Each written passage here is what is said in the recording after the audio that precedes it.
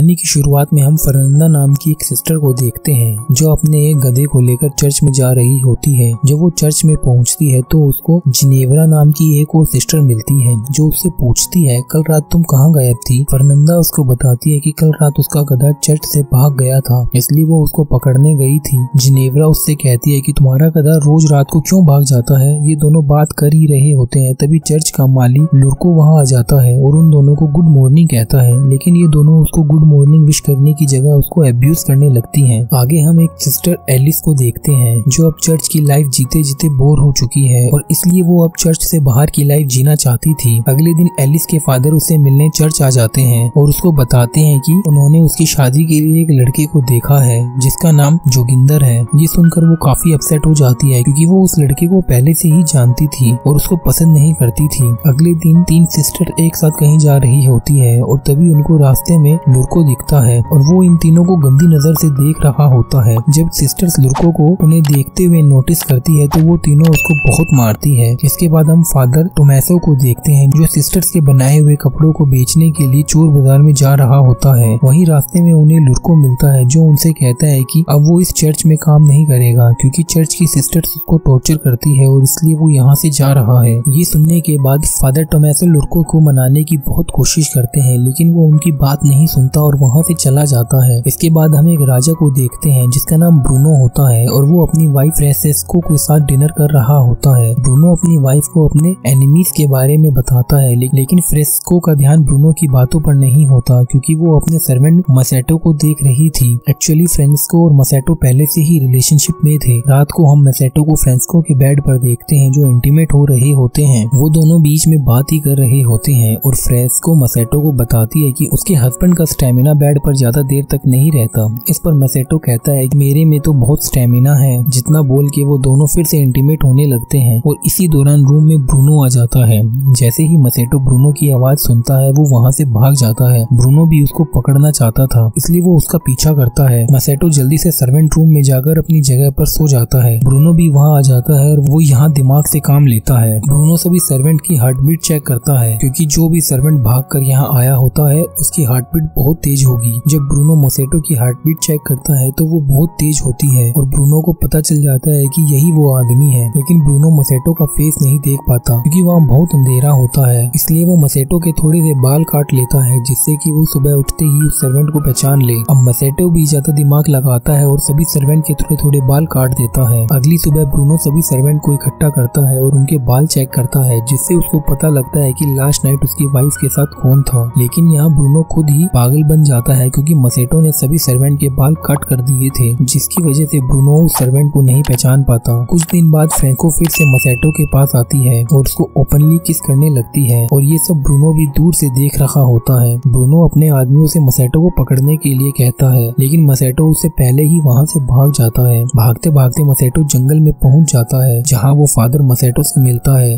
जो नशे में होते हैं और उसके सारे कपड़े पानी में बह रहे होते हैं। मसेटो उन कपड़ों को बचाने में टोमेसो की हेल्प करता है जिससे वो बहुत खुश हो जाते हैं। फादर टोमेसो मसेटो को चर्च में लेकर आ जाते हैं और रास्ते में वो मसेटो को समझा देते हैं कि उसको चर्च में गूंगा बहरा बनकर रहना पड़ेगा वरना चर्च की लेडीज उसको बहुत परेशान करेंगी। टोमेसो मसेटो को लेकर चर्च पहुंच जाता है जहां वो उसको सिस्टर्स मारिया से मिलवाता है। टोमेसो मारिया को बताता है कि ये गूंगा बहरा आदमी है जो जंगल में भटक रहा था और इसलिए वो इसको यहाँ ले आया जिससे कि ये लुर्को की जगह काम कर ले। मारिया भी टोमेसो की बात मानकर मसेटो को काम पर रख लेती है। अगले दिन फर्नांडा और कुछ सिस्टर मसेटो पर अटैक कर देती है और उससे उसके बारे में पूछती है क्योंकि वो नहीं जानती थी कि अब ये मसेटो यही काम करेगा। वो सिस्टर मसेटो को डरा ही रही होती है। तभी वहाँ सिस्टर मारिया आ जाती है और उन सिस्टर को मसेटो के बारे में बताती है। अब ये जानकर सिस्टर मसेटो को छोड़ देती है। अगले दिन जब मसेटो गार्डन में काम कर रहा होता है तो उसके पास सिस्टर एलिस आती है जो उसकी हेल्प करने लगती है और उससे बात भी करती है। बात करते करते सडनली एलिस को गर्मी लगने लगती है और वो अपने कुछ कपड़े उतार देती है। सिस्टर एलिस मसेटो को किस करने लगती है और मसेटो भी उसका पूरा फायदा उठाता है। कुछ देर बाद जब एलिस सिस्टर फर्नांडा और जिनेवरा के पास आती है तो वो उससे पूछती है कि तुम्हारे सारे कपड़े गंदे कैसे हो गए। इस पर एलिस कहती है कि वो उस गूंगे बहरे लड़के के साथ गार्डनिंग में हेल्प कर रही थी। इसके बाद जिनेवरा सिस्टर फर्नांडा और उसकी फ्रेंड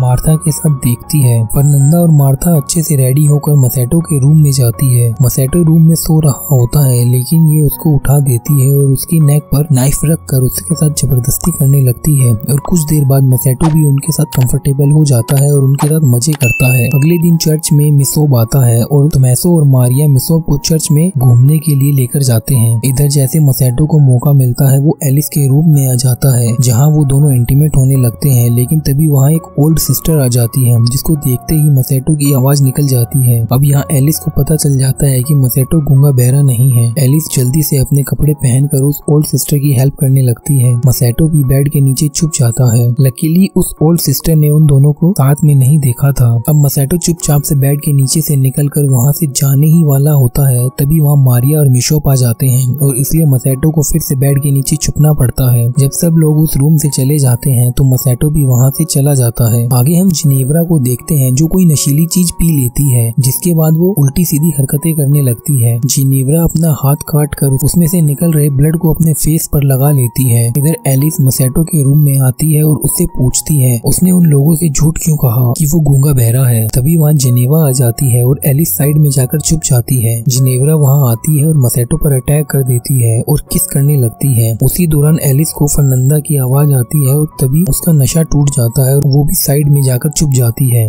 जहाँ उसको एलिस मिलती है और वो शॉक हो जाती है। फर्नांडा मसेटो को किडनैप करके जंगल में लेकर आती है और एलिस और जिनेवरा उसके पीछा करते हैं। जंगल में पहुंचकर ये दोनों देखती हैं कि जंगल में कुछ चुड़ैलों ने आग लगा रखी है और कोई रिचुअल कर रही है जिसमें वो मसेटो की बलि देने वाली थी। फर्नांडा और मार्था मसेटो को मारने ही वाले होते हैं, तभी वहाँ एलिस और जिनेवरा आ जाती है और फर्नांडा को मसेटो को मारने से रोक लेती है। तीनों सिस्टर की यहाँ पर फाइट होने लगती है और तभी मसेटो उनको रोकता है और अपने बारे में सब कुछ बताता है। मसेटो उनको बताता है कि वो गूंगा बहरा नहीं है। ये सुनकर जिनेवा भागकर चर्च आ जाती है और चिल्लाकर सबको इकट्ठा कर देती है। मिसोब जब अपने रूम से बाहर आता है तो जिनेवा उसको बताती है कि फर्नांडा एक चुड़ैल है और वो नशा भी करती है। जिनेवरा सबको सब कुछ बता ही रही थी, तभी वहाँ फर्नांडा, एलिस और मसेटो आ जाते हैं। मिशोप सबको मारिया के रूम के पास लेकर आते हैं। मारिया जब रूम से बाहर आती है तो उसके पीछे तोमेसो भी बाहर आ जाता है जो उसी के साथ रूम में था। तोमेसो और मारिया को देखकर सब लोग हैरान रह जाते हैं और मॉर्निंग में मिशोप सबको पनिश करता है। मिशोप तोमेसो को मोंक बनाकर दूसरे चर्च में भेज देता है जहाँ सिर्फ मैन ही होते हैं। मसेटो को भी वापस उसके राजा ब्रूनो के पास भेज दिया जाता है और ब्रूनो उसको कैद कर लेता है। और अब हम एलिस, फर्नांड और जिनेवा को साथ में देखते हैं जो मसेटो को याद कर रहे होते हैं। जेल में ब्रूनो मसेटो से मिलने आता है और उसको कहता है कि उसको तड़पा तड़पा कर मारेगा।